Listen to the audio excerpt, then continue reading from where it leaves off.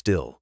The scrape of furniture echoed through my living room as I stood in the doorway and realized movers were emptying my house without asking me. As I set my keys down carefully, instead of raising my voice, watching my daughter-in-law give orders like I was already gone. While the dragging sound grew louder, it settled into my chest, steady and deliberate, the noise of a decision already made. The same scraping followed my thoughts as I remembered every payment, every repair, every year I believed silence meant trust. As I saw my son look away, I understood this wasn't confusion or stress. It was permission given without courage. That's when, to the sound of my own home being taken apart, I decided I wouldn't stop them loudly, only permanently. Before the story begins, tell me, where are you watching from? I hope your day's gentle and calm. Please like, subscribe, and let's start our story together. Ray Caldwell pulled into the driveway just after noon, the late summer sun flattening the quiet Raleigh street into a dull, familiar stillness. His doctor's appointment had been routine blood pressure, steady, cholesterol unchanged. The kind of visit that reassured him life was still predictable. He shut off the engine and sat for a second, listening to the soft tick of cooling metal. That was when he noticed the box truck parked at the curb, its rear door open. Two men in matching shirts lifting furniture like this house was already halfway gone. Ray stepped out slowly. The air smelled of cardboard and exhaust instead of fresh-cut grass. He walked up the driveway he'd shoveled every winter for decades, his eyes fixed on the open front door. Inside, the living room looked wrong. Lamps unplugged, family photos stacked against the wall. The movers froze when they saw him, unsure whether he was an obstacle or irrelevant. From the kitchen came Brianna's voice, sharp, confident, practiced. She stood with a clipboard, directing the movers, with the ease of someone used to being obeyed. She laughed at something one of them said. Then, without lowering her voice or checking who might hear, added, "Just send your dad to his sister's house. This place is ours now." The sentence landed clean and unapologetic. Ray felt it pass through him, cold and exact. He looked toward Logan, who stood near the counter with his hands buried in his pockets. His son's shoulders were rounded, his gaze fixed on the floor as if looking up might force him to explain himself. Logan cleared his throat. "It's just temporary, Dad," he said quickly. "You know, until things settle, a fresh start. We need the space." Ray waited. Silence had always been more useful to him than shouting. Logan shifted his weight but didn't meet his eyes. Ray placed his keys on the entry table. The sound was small but final. "What's happening?"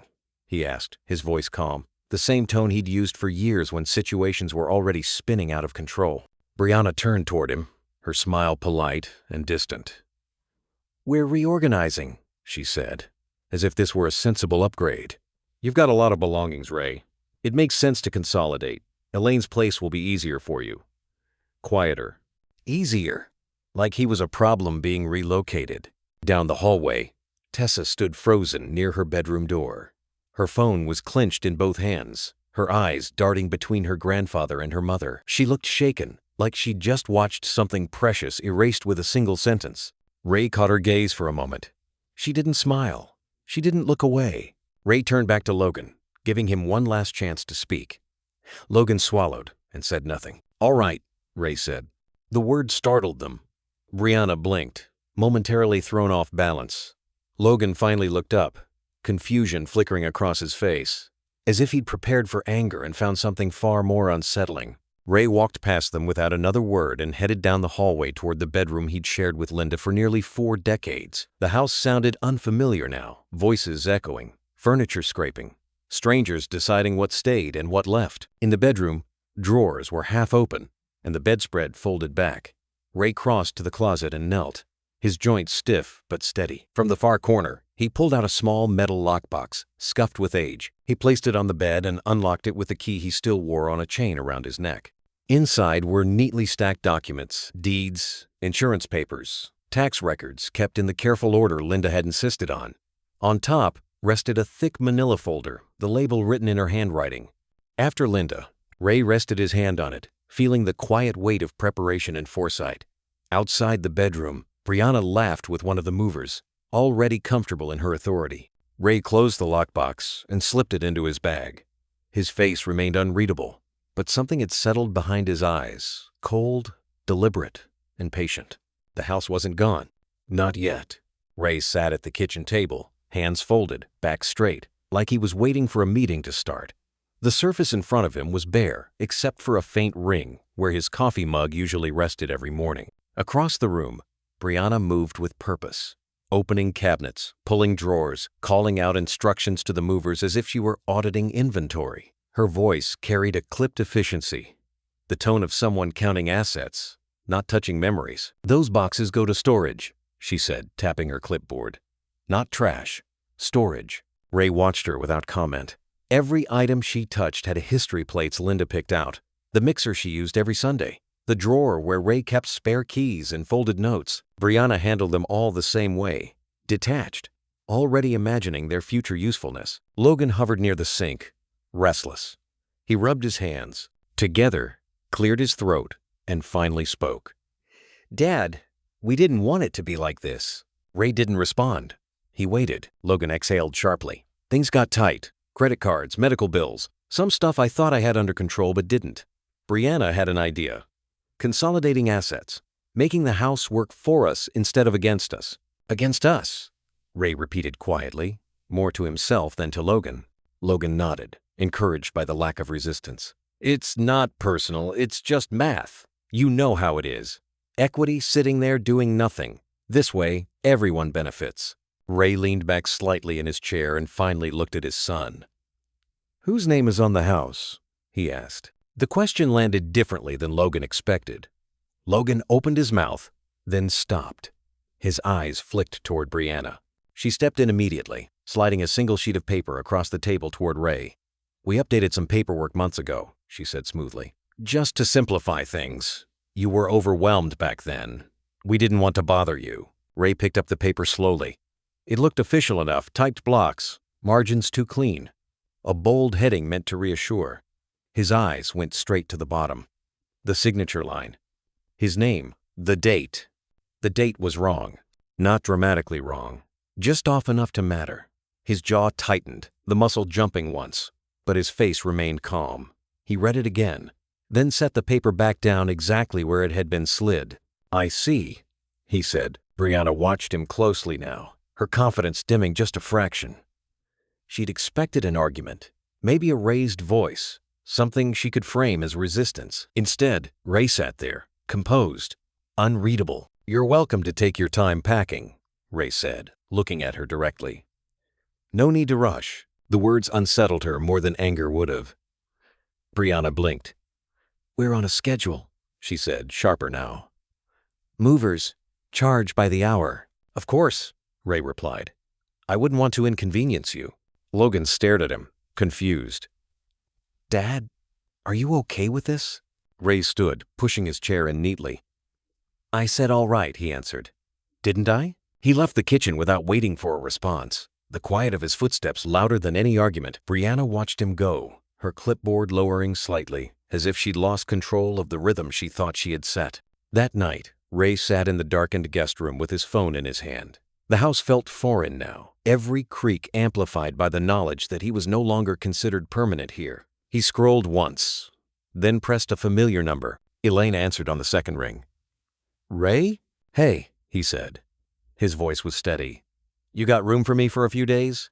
There was a pause, just long enough for concern to surface. "Of course," she said. "What's going on?" "Nothing I can't handle," Ray replied. "I just need a place to land." He ended the call and set the phone down. In the other room, boxes slid across the floor, tape ripping, decisions being made without him. Ray lay back and stared at the ceiling, already replaying the date on that document in his mind, knowing this wasn't about packing. It was about paperwork. Elaine didn't ask questions at the door. She just opened it wide and pulled Ray into a hug that was firmer than polite, the kind you give when you already know something's wrong. Her house smelled like brewed coffee and lemon cleaner, familiar and grounding. Ray set his bag down by the wall, suddenly aware of how tired he was, not just in his body, but deeper than that. "I kept the spare room ready," Elaine said softly, stepping back and studying his face. "You never know." Ray gave a small nod. "Yeah," he said. "Seems like you do." She showed him to the room at the back of the house. Clean sheets, a folded blanket at the foot of the bed, a reading lamp already turned on. It wasn't fancy, but it was intentional. Elaine had always been like that, practical, prepared, quietly loyal. They sat at the small kitchen table a few minutes later, hands wrapped around mugs. Ray stared into his coffee longer than necessary, gathering his thoughts. "I think they changed paperwork behind my back," he finally said. Elaine didn't gasp. She didn't interrupt. She just leaned back slightly and watched him, like she was giving him room to say it out loud. "Linda warned me something like this could happen," Ray added. "I didn't think—" "Not Logan." Elaine set her mug down. "Linda documented everything," she said calmly. "You taught her to. She didn't trust we'll handle it later." Ray felt a dull ache settle in his chest. Linda's voice echoed in his memory, reminding him to label folders, keep copies, double-check dates. He'd smiled at the time, half joking that she was preparing for a trial that would never come. "Tomorrow," Ray said, looking up. "I'm going to the county records office." Elaine nodded. "I'll drive you if you want." Ray shook his head. "I need to do this myself." The next morning, Ray arrived at the county records office before it fully woke up. The building was beige and unassuming, tucked between other municipal offices, the kind of place people only visited when something had already gone wrong. He took a number and sat quietly, watching the digital board flicker.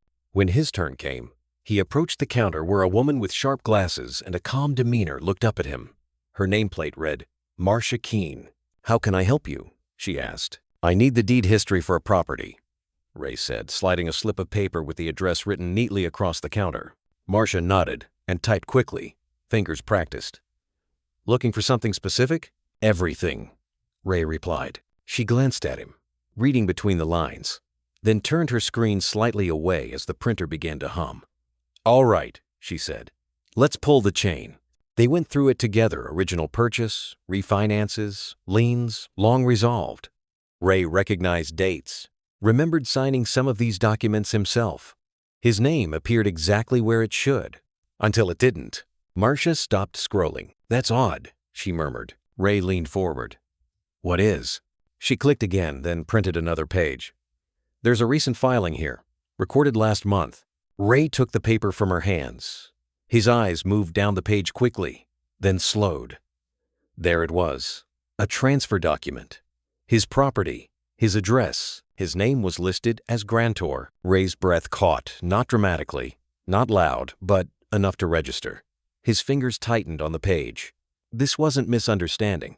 This wasn't family tension. This was theft. "I didn't sign this," Ray said quietly. Marcia looked at him, her professional neutrality cracking just slightly. "You're saying this filing isn't legitimate?" "I'm saying I wasn't here," Ray replied. "And I didn't authorize it." Marcia nodded slowly. "I can print certified copies," she said. "You may want them." "Yes," Ray said. "All of them." As the printer worked, Ray stared at the document again. The signature was close. Too close. Someone had tried to imitate the careful way he signed his name, the slight slant Linda always teased him about. The realization hit hard, not just that it happened, but that it was planned. This wasn't a spur-of-the-moment decision. It was calculated. Ray closed his eyes for a second, letting the weight of it land. The betrayal hurt, sharp and clean, but he didn't let it spread. He straightened his shoulders and stacked the papers carefully. Facts, not emotion. That was how Linda would have handled it. And as Ray walked out of the records office with certified copies in his hand, he knew the argument was no longer about space or family comfort. It was about the truth, and he had just found it. Daniel Price's office was quiet in the way serious places usually are. Thick carpet, muted walls, no televisions humming in the background.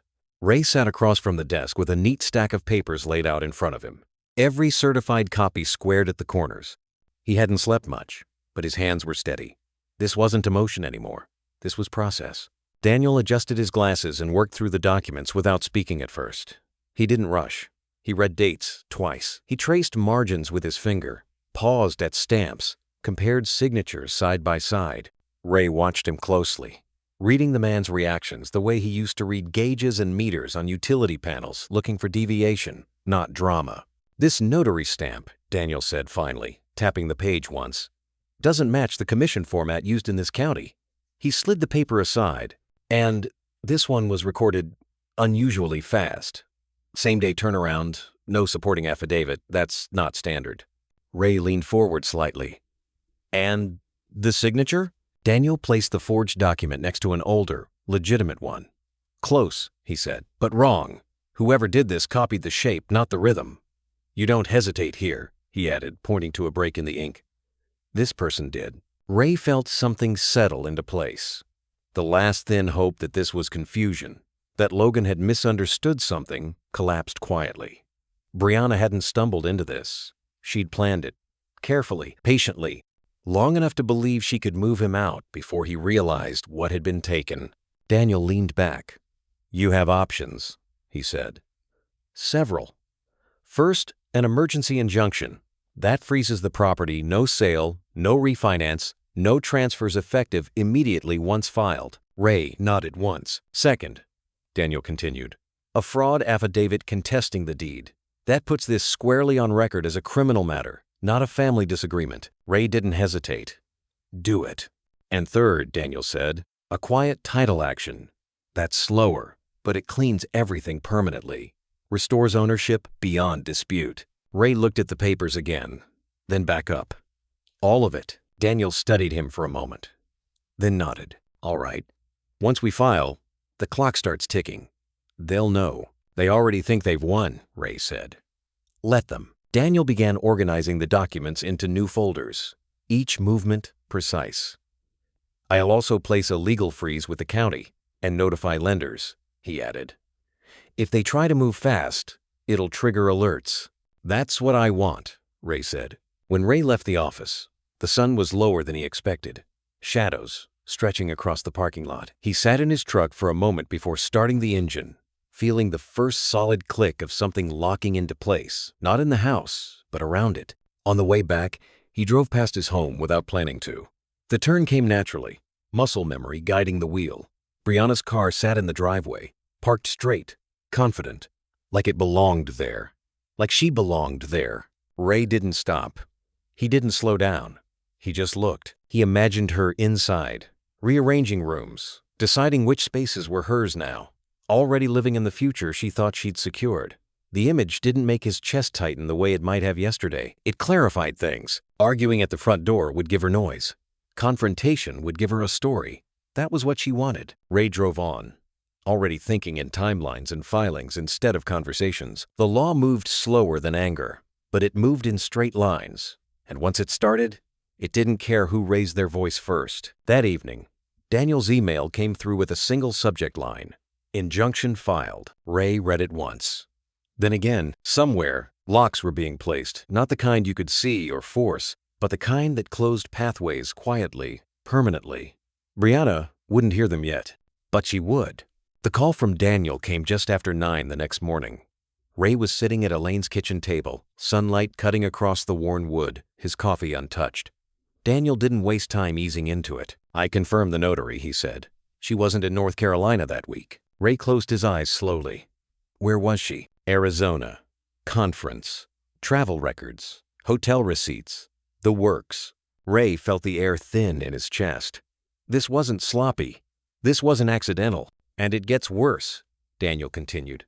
The commission number on the stamp doesn't belong to her at all. It belongs to another notary. Different county. Different gender. Someone misused an identity. Ray pressed his thumb against the edge of the table, grounding himself. So, the document was never legitimate?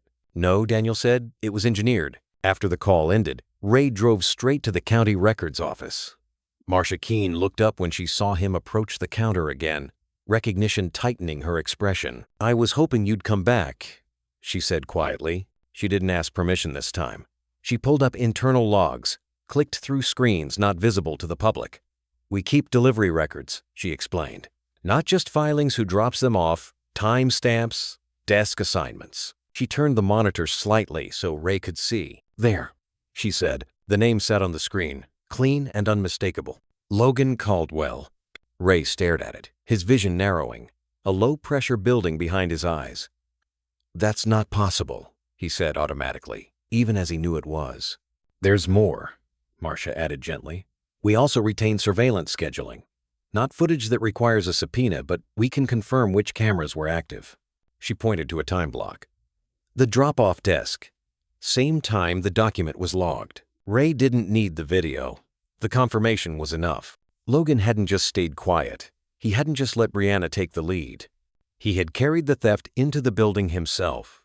Ray thanked Marcia, his voice measured, and left with copies that felt heavier than paper should. In the parking lot, he sat in his truck without starting it, his hands resting on the wheel. The betrayal didn't come as rage. It came as grief, sharp and personal. He remembered teaching Logan how to ride a bike, how to shake a man's hand, how to tell the truth even when it hurt. This hurt differently. At Elaine's, he laid everything out on the table. She listened without interrupting, her jaw tightening as the picture came together. "You need to confront him," she said finally. "He has to explain himself." Ray shook his head. "Not yet." Elaine frowned. "Ray, if I confront him now," Ray said, "I give them time to adjust, to destroy things, to coordinate stories." Elaine exhaled slowly. She knew that look in his eyes, the one that meant he'd already decided. "So what do you do?" "I keep it quiet," Ray replied. "And I close doors they don't know exist." That afternoon, Ray sat with his laptop and made a series of calls. Banks first, credit unions next. He requested alerts any lien inquiry, any credit pull, any attempt to use the house as collateral. Each confirmation email felt like another invisible latch clicking shut. No drama, no confrontation, just containment. That evening, Ray went to the spare room and pulled out Linda's old binder, the one Elaine had kept on a shelf, untouched. It was thick, organized, tabs labeled in Linda's careful handwriting. Ray flipped through pages of policies and notes until something slipped free and fell onto the bed. A folded piece of paper. He opened it slowly. "If they ever push you out, check the second deed." Ray sat back. The room suddenly, very quiet. He hadn't remembered a second deed, but Linda had. He closed the binder with deliberate care, the weight of her foresight settling over him. Outside the room, Elaine moved about the kitchen, unaware that the ground had just shifted again. Ray stared at the note, understanding now that Brianna hadn't uncovered everything. Not even close. Ray spread Linda's binder across Daniel Price's desk like a map. Tabs stuck out at precise intervals, each one labeled in her careful handwriting: insurance, taxes, utilities, contingencies. Daniel flipped through slowly, his expression sharpening with each page. "She was thorough," Daniel said. "She didn't like loose ends," Ray replied. His voice softened for just a second. Daniel stopped at a section marked property and pulled out a thin, officially stamped document. He read it once, then again, slower the second time. A small smile crept into the corner of his mouth, not amusement, but recognition. "Well," Daniel said, tapping the page, "this changes things." Ray leaned forward. "What is it?" "A recorded life estate with a beneficiary deed," Daniel said. "Executed years ago. Perfectly legal, perfectly filed." Ray stared at the paper. "In plain English." "In plain English," Daniel continued, "Linda made sure you retained full lifetime control of the house. Ownership can't be transferred the way Brianna attempted without triggering automatic review flags. Any unilateral deed like the one they filed is dead on arrival." Ray exhaled slowly, the tension in his shoulders easing for the first time in days. "She planned for this." Daniel nodded. "Not just planned, anticipated. This is a defensive move. Subtle, but airtight." Ray felt something warm and heavy settle in his chest, grief braided tightly with gratitude. He could almost hear Linda's voice, practical and calm, telling him to sign one more thing, just in case. "She knew pressure would come," Ray said quietly. "From inside the family." Daniel closed the binder gently. "She gave you leverage without confrontation. That's rare." "What do we do next?" Ray asked. Daniel didn't hesitate. "We assert your rights immediately. File notice referencing the life estate, invalidate the fraudulent transfer, and attach this as controlling documentation. It strengthens the injunction and makes their position worse by the hour." "Do it," Ray said. As Daniel typed, Ray's phone buzzed on the desk. A message preview flashed across the screen. He recognized the name instantly. "Tessa."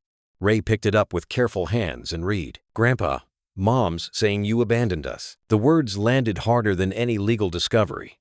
Not because they were clever, but because they were aimed at a child. Ray stared at the message for a long moment, choosing each word before he typed back. "I didn't abandon you," he wrote. "I'm coming back the right way." 3 dots appeared, disappeared, appeared again. Ray set the phone face down, jaw tight. This was the cost Brianna was willing to charge. Not just money, not just control. Narrative. Daniel looked up. "Everything okay?" Ray nodded once. "Just confirming I'm doing this exactly right." Daniel finished the filings and slid the papers across the desk. "These go in today," he said. "From this point forward, every move they make compounds their exposure." Ray gathered the documents, feeling the shift. He wasn't reacting anymore. He was allowing the situation to reveal itself fully. That evening, back at Elaine's, Ray watched the sun sink low through the window. Somewhere across town, boxes were still being taped. Furniture still moved. Decisions still made under the assumption that speed could outrun truth. Ray didn't interrupt it. He didn't call Logan. He didn't confront Brianna. He didn't correct the story being fed to Tessa yet. Because every box carried, every signature attempted, every lie repeated. Evidence. Ray opened Linda's binder one more time and rested his hand on the page that had protected him without noise or warning. He understood now that the smartest move wasn't stopping Brianna. It was letting her keep going long enough to prove exactly who she was. Logan called just after 5, his voice careful like he was stepping onto thin ice. "Dad, can we have dinner?" he asked. "Just us, no lawyers. I want peace." Ray agreed without hesitation. Peace was a useful word. People used it when they wanted something without resistance. The house looked staged when Ray arrived. Lights warm, table set neatly. The smell of roasted chicken filled the air, familiar enough to stir memory. Brianna greeted him at the door with a smile that didn't reach her eyes. She hugged him lightly, the way you hug a relative you're managing, not welcoming. "Sit," she said.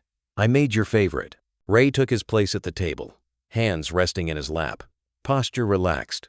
Logan talked too much, filling space with updates about work, the market, stress. Brianna served food with practiced cheer, as if the last few weeks hadn't happened at all. When they finally got to it, Brianna leaned forward, folding her hands. "We've been thinking about how to move forward as a family," she said. "Together." Logan nodded.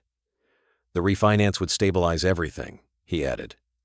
"Lower payments, pay off debt, everyone benefits." Ray listened. He nodded at the right moments, asked neutral questions, let them believe the tone was working.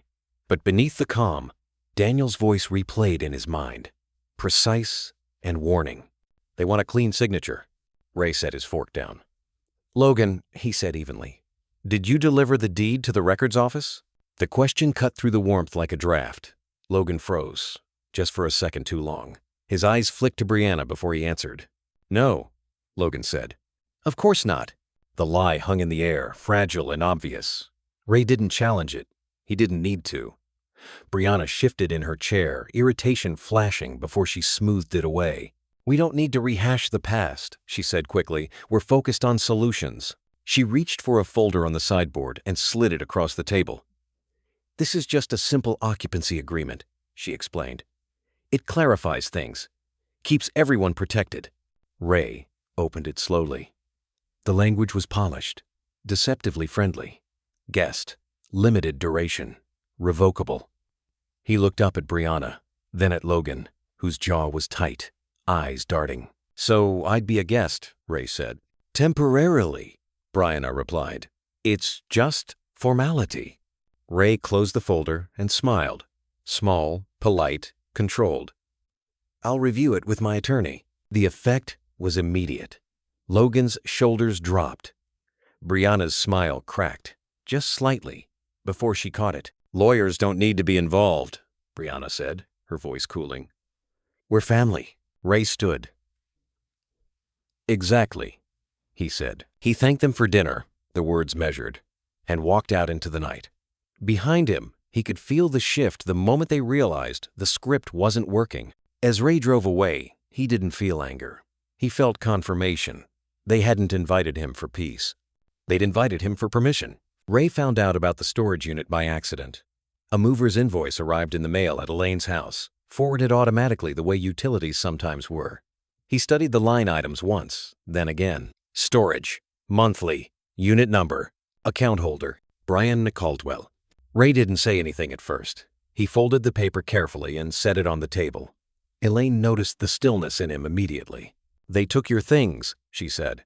"Some of them," Ray replied. "And they didn't bother hiding where." Elaine insisted on coming with him.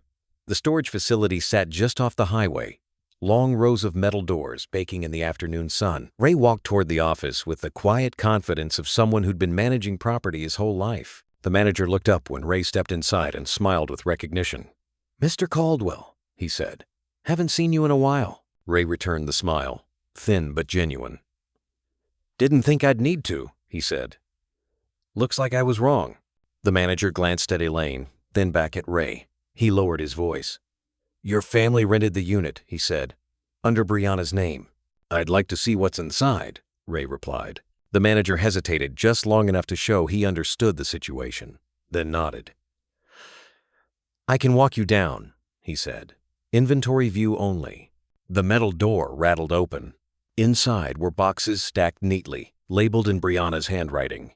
Ray stepped in slowly, scanning the contents like an inspector, not a victim. Furniture, clothing, old tools. Then the gaps started to appear. "No jewelry box," Ray said quietly. Elaine knelt to check another box. "And these files are empty." Ray opened a crate marked office. It held folders, but not the ones he'd kept locked away. The tax documents from the years after Linda's death were missing. So was a small envelope he remembered clearly. The one Linda had labeled only with a date and a note to keep. "She's not just moving things," Ray said. "She's searching." Elaine straightened slowly. "For what?" "For leverage," Ray replied. Back in the car, Ray called Daniel. He didn't raise his voice. He didn't speculate. He listed facts. Daniel responded the same way. "I'll file a demand letter," he said. "Immediate return of all personal property. Certified. Documented." That night, Ray's phone rang just before midnight. He recognized the number instantly. Tessa was crying so hard she could barely speak. "Grandpa, Mom's planning something big." Ray sat on the edge of the bed, his voice steady. "What do you mean?" "She keeps saying everything's almost done," Tessa whispered. "That once you sign, it'll all be over." Ray closed his eyes. The picture sharpened. The house, the accounts, the documents. It wasn't about rooms. It was about control. Ray thanked Tessa for telling him, promised he was handling it, and ended the call. He stared at the wall for a long moment, the weight of the realization settling fully. They weren't just pushing him out of a house. They were coming for everything he had built. And now, they'd shown their hand. The rumors reached Ray before the paperwork did. Elaine mentioned it first, her tone careful, like she didn't want to add weight to an already heavy day. "Mrs. Henson from 2 houses down asked if you were enjoying retirement at Elaine's," she said. "Said Brianna told her you'd moved out and signed the house over." Ray nodded once. He wasn't surprised. Brianna had always understood the power of a story told early. Say it often enough, say it confidently, and people stopped asking questions. Logan didn't return Ray's calls. They rang out or went straight to voicemail. When Ray did get a text, it was short and evasive. "Busy. Can't talk right now." Ray could picture him, phone in hand, guilt wrestling with fear, choosing silence because it felt safer than honesty. 2 days later, an official-looking envelope arrived. Ray opened it slowly, reading every word. It was a notice of attempted utility account, transfer electric, scheduled to change names. Another line item. Another timestamp. Another mistake. Ray forwarded it to Daniel without comment. Daniel called back within the hour. "This helps us," he said. "Every move they make builds the case. Stay quiet until the injunction hits. Let them keep proving intent." Ray agreed. Silence, again, wasn't weakness. It was discipline. He went back to the county records office later that afternoon. Marcia Keene looked up when she saw him, her expression shifting from professional to concerned. "I was wondering when you'd be back," she said. "I need certified copies of everything," Ray replied. "Full chain, every filing, no gaps." Marcia nodded. She worked efficiently, printer humming as pages stacked neatly. "You'd be surprised how often this happens," she said quietly. Family thinks speed beats accuracy. Ray took the documents, thanked her, and left without lingering. Outside, the building looked the same as always, bland, indifferent. Inside, the truth was being preserved. That evening, Ray sat with Elaine on the porch as the air cooled. Cicadas buzzed. Neighbors waved as they walked dogs, unaware of the quiet war unfolding in paper and filings. "People are talking," Elaine said. "Let them," Ray replied. She studied him for a moment. "Dignity isn't loud," she said. "It's steady." Ray nodded. He'd learned that lesson a long time ago, but it meant more now. Brianna was pushing, accelerating, applying pressure in every direction she knew. Social, financial, emotional. Ray wasn't reacting. He laid everything out on the spare bed that night, certified copies, bank alerts, injunction drafts. He organized them carefully, the way Linda used to. The way preparation turned fear into clarity. He wasn't preparing to fight at the front door. He was preparing to walk back in when the law made room for him. And when he did, it wouldn't be loud. It would be final. Ray's phone vibrated on the nightstand just before dawn. He didn't reach for it immediately. Years of early shifts had taught him the difference between an alarm and an interruption. This was the latter. When he picked it up, the alert was brief but precise. Credit inquiry detected property-linked account. Ray sat up, the room still dark, the message burning clear. Someone had pulled his credit using the house as collateral. Fast, desperate. He forwarded the alert to Daniel without adding a word. Daniel called back within minutes. "They scheduled a refinance signing," he said. "Today. They're using forged authority in your name." Ray swung his legs out of bed. "Where?" Daniel gave him the address. "We need to be there, but we don't walk in together. You observe first." The closing office sat in a low brick building off a service road, polished and anonymous.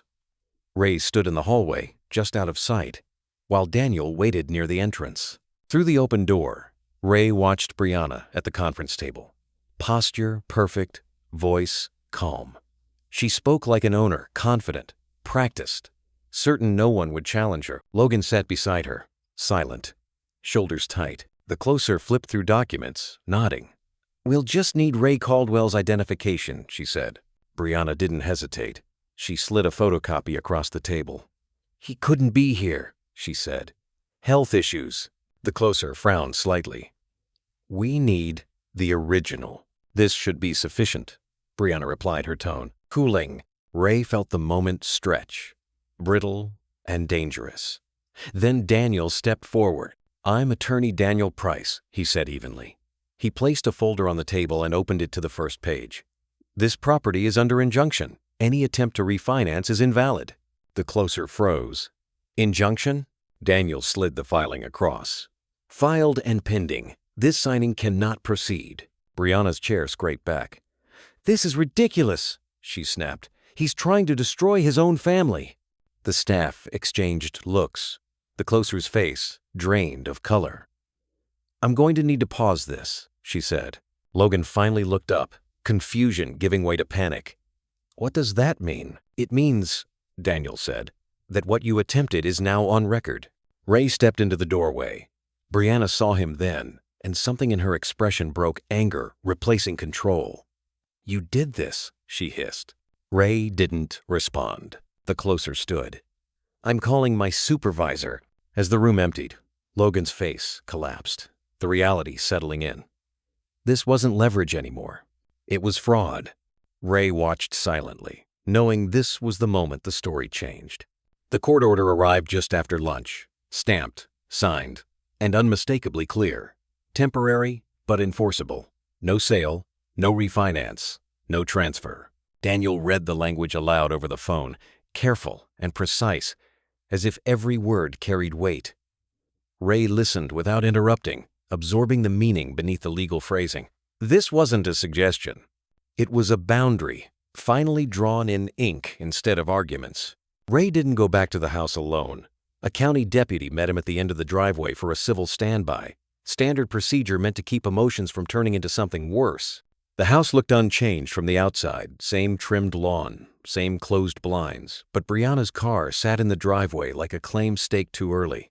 Ray stepped out of his truck slowly, the folded court order tucked into his jacket pocket. The front door opened before he knocked. Brianna stood there, rigid. "You can't be here," she said, loud enough to establish an audience. "You moved out. This is trespassing." The deputy stepped forward calmly. "Ma'am, let's slow down." Ray handed over the order. The deputy read it once, then again before turning the page so Brianna could see. "Mr. Caldwell is the legal occupant," he said evenly. "There is no trespass." Brianna's face flushed. She opened her mouth, then shut it again, scanning for an angle that didn't exist. Ray didn't look at her. He walked past the doorway and into the living room. The space opening around him, like a held breath finally released. Furniture had been shifted. A side table moved. A framed photo missing from the mantel. Ray took it all in without comment. He didn't smile. He didn't gloat. He moved through the room with quiet familiarity, his hand brushing the back of a chair, his eyes settling briefly on the window where Linda used to sit in the afternoons. This wasn't triumph. It was return. From the hallway came a sudden rush of footsteps. Tessa appeared, eyes wide, disbelief turning into something close to relief. She crossed the room before Brianna could react and wrapped her arms around Ray's waist, holding on like she wasn't sure he'd stay. "Grandpa," she said, her voice shaking. Ray bent slightly and held her, careful, grounding. "I'm here," he said softly. "You're okay." Behind them, Logan stood near the kitchen, hands clasped tightly, face pale. "Dad," he said. "I know I messed up. I should have stopped this. I'm sorry." Ray straightened and met his son's eyes. There was no anger there, only resolve. "Not yet," he said. "Not until the truth is complete." Logan swallowed and nodded, the weight of that boundary settling on him fully. Ray turned back toward the entryway. He reached into his pocket and removed a small ring of keys. One by one, he detached the old house keys and set them on the table by the door. The new locks were already installed, quiet, efficient work done earlier that morning. Ray tested them once. The soft click echoed through the space, subtle but unmistakable. Outside, Elaine waited near her car, arms folded, watching without interference. Ray stepped onto the porch and handed her a single spare key. "For you," he said. "Just in case." Elaine closed her fingers around it, her eyes warm but steady. "You're home," she replied. Ray looked back at the door, the house settling into its rightful shape again. Nothing was finished. Nothing was forgiven. But the rules had changed. And this time, they were enforced. Daniel didn't dramatize the next step. He filed the fraud affidavit the same way he did everything else: clean, structured, unemotional. Dates, times, names. The misuse of the notary's identity laid out line by line, followed by a formal request for a criminal referral. Ray read the document twice before approving it, not because he questioned Daniel's work, but because he wanted every word could be used as leverage. Passwords were changed. Verification tightened. Each call ended the same way, with a calm confirmation that access had been removed. It wasn't loud work. It didn't feel victorious, but it felt necessary. By evening, the backlash had already started. Elaine mentioned it first, careful not to stir him. Brianna had begun calling relatives, telling them Ray was punishing his own family for wanting stability, that he was hoarding control, that everything could have been peaceful if he'd just agreed to cooperate. Ray didn't return the calls. He didn't defend himself. He understood the move for what it was, a pressure campaign aimed at reputation instead of legality. The next morning, Ray met Michael at the diner near the old substation where they'd once worked together. The booths were worn, the coffee too strong, the kind of place where people spoke plainly because there was no audience. "She's good at this," Michael said after Ray explained. "She frames it so anyone who disagrees looks cruel." "I know," Ray replied. "That's why I'm not arguing." Michael raised an eyebrow. "Then what are you doing?" Ray slid a folder across the table. Inside were copies of everything: alerts, filings, notices, correspondence. Michael flipped through them slowly. "This is damage," Michael said. "Quiet damage. Reflect exactly what had happened. This wasn't a story. It was a record." 2 days later, Ray's phone buzzed again. Another alert. This one stopped him cold. A credit card had been opened, using his home address as proof of residency. Not a mistake. Not confusion. A calculated move. Ray sat at the kitchen table and stared at the screen, the realization settling slowly. Brianna wasn't retreating. She was widening the net, trying to establish presence everywhere she could before the doors closed completely. He spent the rest of the day dismantling what he'd once called trust. Shared permissions were canceled. Legacy access was revoked. Logan's name was removed from accounts Ray had added him to years ago for convenience, never imagining those links. Paper cuts, Ray replied. They don't bleed all at once. Michael nodded. And when people finally look, it's already too late to pretend nothing happened. Ray finished his coffee and stood. He wasn't angry anymore. Anger required energy he didn't need to waste. What he felt now was focus. Back at Elaine's, Ray organized the documents again, arranging them in sequence, letting the timeline speak for itself. Every attempt Brianna made left evidence behind. Every lie created a trace she couldn't erase. She was still moving, still calling, still pushing, but each move tightened the space around her. Ray stood by the window as dusk settled, watching headlights pass, understanding something essential. Brianna wouldn't stop, and that was exactly why he didn't need to rush. The notice arrived, folded inside a plain envelope, the kind meant to look routine.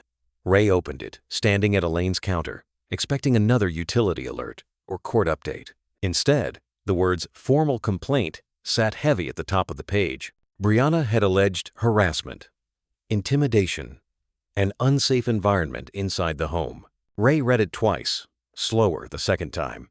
His chest tightened, not with fear, but disbelief. He hadn't raised his voice. He hadn't sent messages. He hadn't even been alone in the house without a deputy present. The accusation felt unreal, like being accused of a crime committed in a room he'd never entered. Daniel's reaction was immediate and unflinching. "This is predictable," he said over the phone. "It's a diversion. When the paperwork closes in, the narrative shifts." "So, she's making me the threat," Ray said quietly. "She's trying to," Daniel replied. "That's different from succeeding." The words helped, but they didn't erase the sting. Ray sat at the table long after the call ended, staring at the grain of the wood, thinking about how quickly truth could be bent when someone needed cover. That evening, Tessa called. Her voice was low, careful, like she was afraid of being overheard. "Mom told me what to say," she admitted. "She said if anyone asked, I should tell them you scared me." Ray closed his eyes. "And what did you do?" "I didn't," Tessa said. "I told her I wouldn't lie." Something broke and steadied inside him at the same time. "Thank you," he said. "That took courage." After they hung up, Ray sat in silence, absorbing the weight of it. Brianna wasn't just fighting legally. She was willing to pull her own daughter into it. Logan called the next day. His voice sounded smaller than Ray remembered. "Dad, I need to tell you something." Ray listened. "She pushed me," Logan said. "With the deed. She said all I had to do was drop papers off, that it was legal, that you'd already agreed." Ray felt the old hurt surface, sharp but familiar. "And you didn't check," he said. Logan didn't argue. "I didn't want to fight her," he admitted. "I didn't want to be the bad guy." Ray let the silence stretch. "Your weakness didn't excuse the betrayal," he said finally. "It enabled it." Logan swallowed hard. "I know." Daniel moved quickly after that. Witness statements were collected from the storage facility manager who'd recognized Ray, from the closing office staff who'd halted the refinance, from anyone who could anchor events in fact instead of accusation. Each statement pushed back against the story Brianna was trying to sell. Ray read them all, seeing the shape of the conflict change. This was no longer just about ownership or fraud. It was about identity. Brianna wanted to become the victim, to paint Ray as the aggressor, the unstable obstacle standing in the way of family stability. It was cleaner that way, safer. Ray understood it now. The ground rules had shifted. He folded the complaint and placed it carefully in the growing stack of documents. He didn't feel panicked. He felt resolved. Lies needed noise to survive. Truth only needed time and witnesses. And now, he had both. Whatever Brianna tried next wouldn't come quietly, and Ray was ready. Ray chose Daniel's office for a reason. Neutral ground, no kitchen table, no living room corners filled with memory or leverage, just a conference room with clean lines, muted walls, and a long table that didn't belong to anyone emotionally. When Ray arrived, he was already composed, papers stacked neatly in front of him, hands resting calmly as if he were waiting for a scheduled inspection. Brianna arrived last. She wore soft colors, a cardigan draped loosely over her shoulders, hair pulled back just enough to suggest vulnerability. Her eyes looked glossy, as if tears were already rehearsed. She sat down without greeting Ray, positioning herself slightly angled away from him, the posture of someone bracing for cruelty rather than confrontation. Logan followed her in, shoulders hunched, face drawn tight. He didn't look at Ray. Daniel closed the door and took his seat at the head of the table. "This is a fact-finding meeting," he said evenly. "Not a debate." He began with the deed chain, laying copies out in order, each page aligned with deliberate precision. Original ownership, recorded life estate, beneficiary deed. Then the fraudulent filing out of sequence, out of alignment, wrong in quiet but fatal ways. "This notary stamp does not match the commission holder," Daniel said, tapping the page once. "The commission number belongs to another individual entirely." Brianna shook her head lightly, lips pressed together. "This is all very technical," she said. "Families don't live on paper." Daniel didn't respond to her tone. He continued. "The refinance attempt occurred while an injunction was pending, using forged authority." He slid another document forward. The signing was halted mid-process. Logan's breathing changed. Shallow. Uneven. Daniel turned to him. "Mr. Caldwell, records show you delivered the fraudulent deed to the county office. Is that correct?" The room went very still. Logan stared at the table, jaw clenched, hands twisting together. Brianna's head snapped toward him, eyes sharp now, no softness left. "Logan," she said quickly, "you don't need to answer that." But the damage was already moving. "I did," Logan said, barely above a whisper. Brianna froze. "I just dropped it off," Logan added, panic rising. "She said it was legal. She said Dad had agreed." Ray felt the admission land with a dull, heavy certainty. Not shock, confirmation. Brianna turned toward Ray, anger flaring through the cracks of her performance. "You forced this," she snapped. "You held the family hostage with property. What did you expect us to do?" Ray looked at her for a long moment before speaking. His voice was calm, unraised, precise. "You tried to steal a home from a living man." The sentence didn't echo. It didn't need to. Brianna stood abruptly, chair scraping back. "This is unbelievable," she said, reaching for her bag.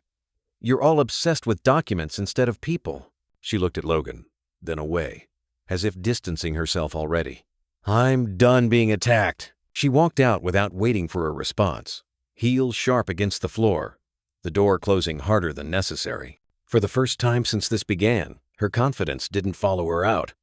The room stayed silent after she left. Logan sat with his face in his hands, the weight of what he'd admitted settling fully onto him. Daniel gathered the papers without comment. Ray remained still, watching the empty doorway. He didn't feel victorious. He felt something shift. The truth was no longer hidden, and Brianna knew it. Daniel's email arrived late in the afternoon, flagged urgent. Ray opened it standing at the counter, expecting another update, another confirmation of something already moving. Instead, the first line stopped him cold. "Durable power of attorney filing attempt rejected." Ray read the message again, slower this time. Daniel had attached the details beneath. It laid out with the same precision he always used. The document had been submitted weeks earlier, during the same window as the fraudulent deed. Same signature style, same notary identity misuse, same quiet confidence that no one would look closely until it was too late. Ray sat down heavily. "It wasn't just the house," Daniel called moments later. "She tried to position herself as your legal authority," he said. "Financial decisions, medical decisions, everything. If that filing had gone through, she wouldn't have needed the house to control you." Ray closed his eyes. The pieces slid into place with terrifying clarity. The movers, the storage unit, the urgency. The way Brianna spoke about him, as if he were already diminished, already managed. Send your dad to his sister's house. It hadn't been an insult. It had been step one. Ray felt something deeper than anger move through him. This wasn't greed alone. It was erasure, a clean takeover of a living man's autonomy disguised as help. That night, Tessa asked if she could come over. Elaine brought her, sensing the weight of it without needing explanation. They sat together in the living room, the television muted, the air heavy. Mom said, once you sign, you don't get a say anymore, Tessa said quietly. She said it was easier that way. For everyone. Ray looked at his granddaughter. Really looked at her. She wasn't confused. She was frightened. When did she say that? He asked gently. Before you left, Tessa replied. She said you'd be taken care of, and that we wouldn't have to worry about you making things complicated. Ray felt the last thread snap not into rage, but into certainty. Brianna hadn't been packing boxes. She'd been clearing space. Logan arrived later that evening, eyes red, movements unsteady. Daniel had forwarded him the same information. The realization hit him all at once, too fast to deflect. I didn't know, Logan said, his voice breaking. I swear, I didn't know it was that far. Ray didn't answer immediately. Logan sank into the chair across from him, elbows on his knees, hands covering his face. I thought it was about money. About the house. I didn't think... You didn't almost lose a house, Ray said quietly. Logan looked up. You almost lost your father. The words landed with a finality Logan couldn't outrun. His shoulders shook as the truth fully took hold. He hadn't just been weak. He'd been a doorway. Ray watched him without cruelty, but without comfort either. This was the cost of looking away. Daniel's voice echoed in Ray's memory, calm and factual. Intent matters. Pattern matters. Ray stood and walked to the window, staring out at the dark street. He thought of Linda, of the precautions she'd taken without drama, of the trust she'd placed in preparation instead of people promising the right things. Brianna hadn't failed. She'd been stopped. And that distinction mattered. Ray turned back to Logan. This doesn't end with apologies, he said, because what she attempted wasn't temporary. Logan nodded, hollow. I know. Ray felt the decision settle fully into place. Consequences weren't about punishment. They were about prevention. About making sure there was never another attempt, never another angle, never another moment where his life could be reduced to a signature on paper. He picked up Linda's binder and held it against his chest, grounding himself in the quiet foresight she'd left behind. Brianna had shown exactly what she was willing to do, and Ray had decided something just as clearly. This would be permanent. The call from Daniel came early, before Ray had finished his coffee. The DA's office is opening an investigation, he said. Notary fraud. Attempted refinance. They're treating it as criminal, not civil. Ray sat still, the mug warming his hands. He didn't feel satisfaction. What he felt was gravity. Once the state stepped in, nothing could be smoothed over with apologies or explanations. The matter had moved beyond family. That's how it has to be, Ray replied. Within days, Brianna was formally served. A no-contact directive, narrowly written but firm, barring her from communicating with any financial institution on Ray's behalf, or attempting further filings tied to his name or property. Ray wasn't there to see it, but he pictured her reading the language, realizing for the first time that the systems she'd tried to manipulate were now closing around her instead. Ray filed his own paperwork next. A protective order, focused not on physical threat, but on paper, no further submissions, no authorizations, no documents bearing his name without oversight. Daniel explained it carefully, line by line. Ray signed without hesitation. He'd learned the cost of assuming restraint where none existed. Logan moved out quietly. A short-term rental on the edge of town. Nothing permanent, nothing proud. Ray helped him load the last box without comment. Logan didn't meet his eyes. Shame had settled into him like a second skin. Nora called him that night. Ray overheard only fragments from the other room, her voice sharp, urgent, pushing. You need to fix this. Say something. Do something. The old reflexes were there, ready to comply, but something had shifted. I already did, Logan said quietly. By letting it get this far. When Logan hung up, he stood in the doorway, unsure. I was afraid of being the bad guy, he admitted. I thought avoiding conflict made me good. Ray looked at him steadily. Avoiding conflict doesn't make you good, he said. It just makes you useful to the wrong person. Logan nodded, absorbing it. There was no defense left to raise. That evening, Ray sat across from his son at the kitchen table. The house was quiet now, the tension replaced by something more honest.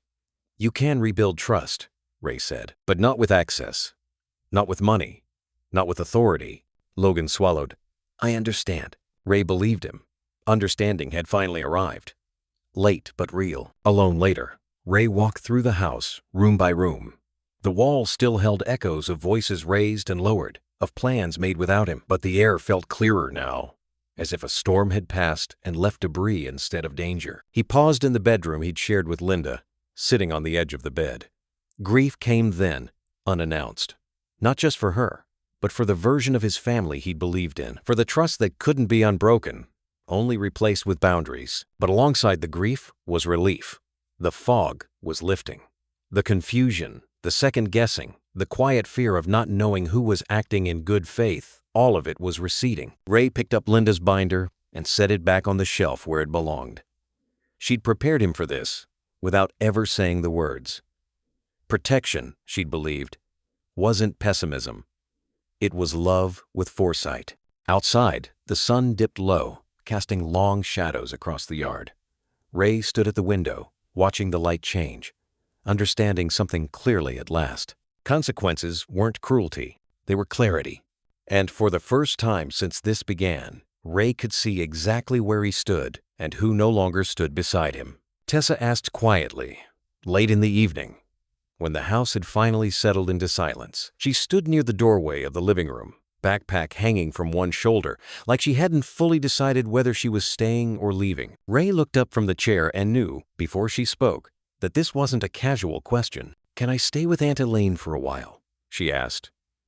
"Just until things feel normal again." Ray didn't answer right away. He studied her face, the way her jaw was set, the way she was trying not to look like a child, asking permission. This wasn't rebellion. It was survival. "If that's what you need," Ray said carefully, "then we'll make it work." They talked through the practical things first. School routes, bus schedules, morning routines. Ray made sure nothing would feel like punishment or disruption. Elaine lived close enough that Tessa wouldn't have to change schools or explain herself to teachers. Stability mattered more than statements. Elaine agreed without hesitation. "She can have the spare room," she said. "No pressure, no timelines." When Brianna found out, the reaction was immediate and sharp. She arrived unannounced, voice already raised, eyes flashing with accusation. "You're turning my daughter against me," she said, pointing at Ray like the conclusion was already decided. Ray didn't respond. Tessa did. "No," she said calmly, stepping forward. "You did that." The room went still. Brianna stared at her, stunned, as if the words couldn't possibly belong to her own child. "You don't get to decide everything for everyone," Tessa continued, her voice steady despite the tremor underneath. "You didn't listen. You just told us what was happening." Brianna opened her mouth, then closed it. For once, there was nothing rehearsed enough to say. Ray placed a hand lightly on Tessa's shoulder, not to shield her, but to let her know she wasn't alone. Elaine stood nearby, grounded and quiet, a steady presence instead of an echo of anger. They didn't turn it into a victory. They didn't lecture. They let the moment stand as it was. That night, Elaine showed Tessa the room. Fresh sheets, a lamp by the bed, space that wasn't claimed by tension. Ray watched from the hallway, feeling something unfamiliar take shape, not relief exactly, but resolve. Logan started therapy the following week. He told Ray about it without defensiveness, like a man finally naming the truth instead of skirting it. "I'm terrified of confrontation," he admitted. "I always have been. I thought avoiding it made things safer." Ray nodded. "It didn't," he said gently. "I know," Logan replied. "I'm trying to understand why I let that fear decide everything." Ray didn't push further.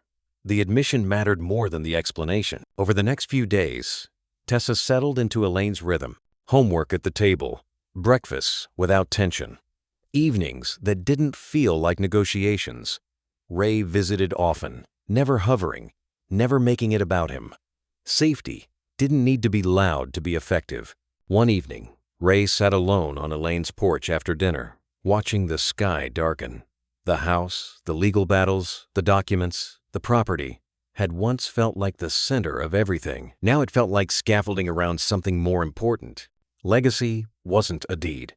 It was interruption, breaking a pattern before it repeated itself, showing a child that control wasn't love, and silence wasn't peace. Giving her a model that didn't require fear to function. Ray realized then that whatever Brianna lost in this process, Tessa had gained something far more valuable: choice. And that, Ray knew, was worth more than any house he'd ever owned. Ray began with the things no one else would notice. A cabinet hinge in the kitchen that sagged just enough to irritate him every morning. A hallway switch plate cracked down the middle, sharp at the edges. The back door that stuck, unless you lifted it slightly before turning the knob. He fixed them one by one, not rushing, not multitasking. Each repair felt less like maintenance and more like reclaiming a conversation the house had been waiting to finish. The work steadied him. Tools laid out neatly on the counter. Screws lined up. Silence that wasn't charged anymore, just calm. The house didn't resist. It accepted the attention the way it always had, solid and familiar, as if it recognized him again. Elaine came over most afternoons. She brought boxes from the spare room where Linda's belongings had been stored since Ray moved back in. Together, they sorted through them at the dining table. Clothes folded carefully, papers stacked and labeled, items that carried weight letters, jewelry, old notebooks were handled slowly, without ceremony, without avoidance. Grief didn't disappear. It changed shape. When given order, it stopped spilling everywhere. She was always prepared, Elaine said once, holding up a folder Linda had labeled in her neat handwriting. Even for things she hoped would never happen, Ray nodded. She believed peace came from knowing where things stood. They worked until the light outside softened, the house filling again with purpose instead of tension. It felt lived in, not staged, not guarded. Neighbors began to approach, cautiously at first. Ray didn't hide or deflect. When asked, he answered simply. There was fraud, he said. It's being handled. No bitterness, no details, just truth. The rumor mill slowed quickly once facts replaced speculation. Some neighbors looked embarrassed. Others nodded and moved on. The story lost its energy when it wasn't being fed. Daniel called near the end of the week. The filings are finalized, he said. Clean title restored. The fraudulent deed is officially removed. Ray sat down when he heard it, letting the words settle fully this time. Thank you. You stayed disciplined, Daniel replied. That mattered. As the legal pressure lifted, Brianna's social world began to thin. Invitations stopped coming. Messages went unanswered. People who had rallied around emotion quietly retreated when timelines and documents replaced stories. Facts had a way of draining loyalty built on convenience. Logan stopped by one evening just before sunset. He stood near the doorway, uncertain, hands clasped like he was waiting to be told where to stand. Ray was tightening a loose railing bolt on the porch. Dad, Logan said carefully, is there any path back? Ray finished what he was doing before answering. He wiped his hands and looked at his son. Yes, he said, but it starts with truth, not excuses. Logan nodded, swallowing. I understand. Ray believed he might, but belief wasn't permission anymore. That night, Ray walked through the house slowly before bed. It didn't feel fully restored, but it felt honest. The walls weren't holding secrets. The rooms weren't tense. Nothing felt borrowed. Outside, the streetlights glowed steady and ordinary. Inside, Ray felt something settle that had been missing longer than he realized. Ownership, not just of property, but of his life. The rebuild didn't announce itself. It didn't need witnesses. It simply continued. Ray waited until the house had settled into its evening quiet before asking Logan to come by. No urgency, no pressure, just a message that said they needed to talk. When Logan arrived, he looked older than he had weeks earlier. Eyes tired, posture cautious, like someone who already knew this conversation wouldn't offer comfort, only truth. The kitchen table was set with intention. 2 chairs facing each other. No distractions, no clutter. In the center lay a single envelope, plain and unmarked, its edges squared perfectly. Elaine sat a little distance away near the doorway, not part of the conversation, but not absent either. She understood what this moment required. Ray waited until Logan sat down before sliding the envelope forward. This is for you, Ray said calmly. Read it all before you say anything. Logan hesitated, then opened it. As his eyes moved down the page, his breathing changed. The paper didn't accuse. It didn't scold. It outlined boundaries clear, firm, unavoidable. No access to accounts. No involvement in property decisions. Full restitution spelled out in numbers, not emotion. Mandatory transparency. Therapy. Consequences if trust was breached again. It wasn't punishment. It was structure. Logan's hands began to shake. He paused halfway through, swallowing hard. This isn't you cutting me off, he said quietly. No, Ray replied. This is me making sure we don't lie to each other anymore. Logan nodded and continued reading. Near the end, his eyes stopped moving. There's a separate fund listed here, he said. What's that? Ray leaned back slightly. Tessa's education. It's protected. Brianna can't access it. It's not negotiable. Logan stared at the page, then up at his father. You're still thinking about her, he said, voice cracking.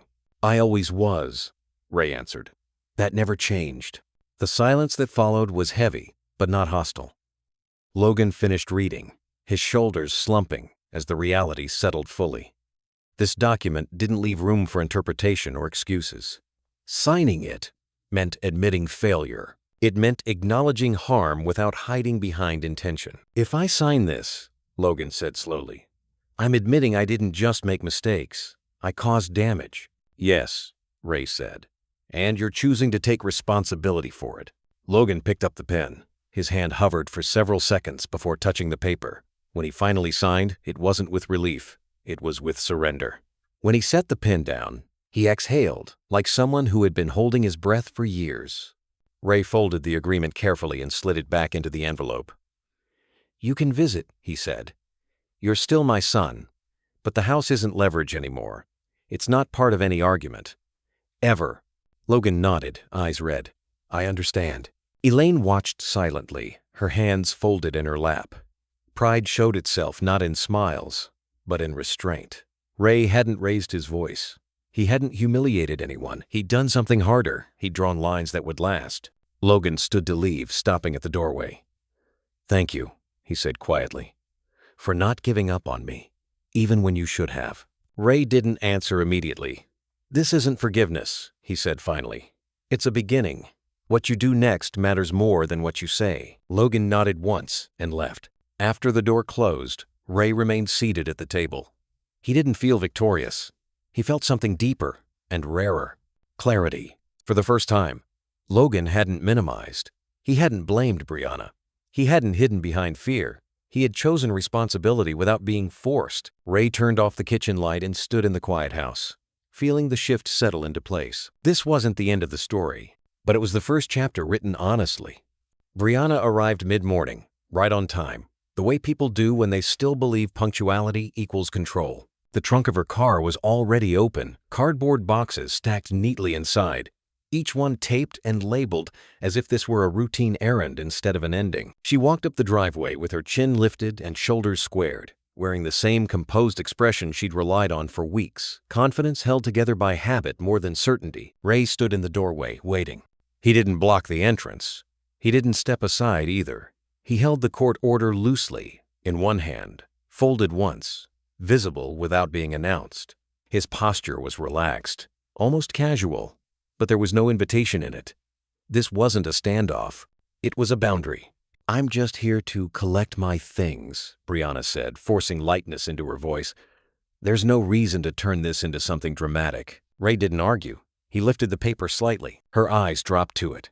She didn't need to read every line. She'd seen documents like this before, had tried to use them herself. Recognition came quickly, followed by something closer to disbelief. The corners of her mouth tightened, her confidence stalling where it usually accelerated. So that's it? She asked. After everything I did for this family, this is how it ends, Ray said evenly. Quietly, she scoffed, but the sound fell flat. There was no audience now, no leverage left to apply. She stepped past him and moved through the house with controlled efficiency, collecting items she'd already set aside, clothes, decor, personal belongings she could still claim without argument. She avoided the living room, avoided the kitchen table, avoided the hallway. Tessa's door was open anyway. Tessa stepped out, backpack slung over one shoulder, ready to leave for school. She paused when she saw her mother. There was no anger in her face. No triumph. Just clarity, clean and unflinching. She walked past Brianna without stopping, without hostility, without apology. Brianna turned startled. Nothing followed. No response. No eye contact. The absence of reaction hurt more than defiance ever could. Logan arrived moments later, pulling into the driveway as Brianna carried another box toward the door. He froze when he saw her, then looked at Ray, then at the stack of boxes waiting by the entry. Whatever speech he'd prepared dissolved under the weight of reality. "This doesn't have to be like this," Brianna said sharply, turning on him. Logan shook his head. "Yes," he said quietly. "It does." Ray watched his son carefully, seeing the difference. Logan wasn't pleading. He wasn't hiding. "We're done lying," Logan continued. "We're done taking." Brianna stared at him, anger flashing hard and fast. "So that's it? You're choosing him?" "I'm choosing the truth," Logan said. For once, there was nothing left to negotiate. Brianna picked up the final box herself, arms straining under its weight, heels clicking too fast against the driveway. Ray didn't offer help. He didn't need to. This wasn't cruelty.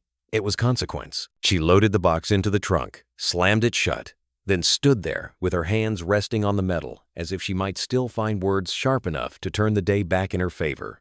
None came. The street was quiet. No neighbors watching. No witnesses to perform for. Brianna got into the car.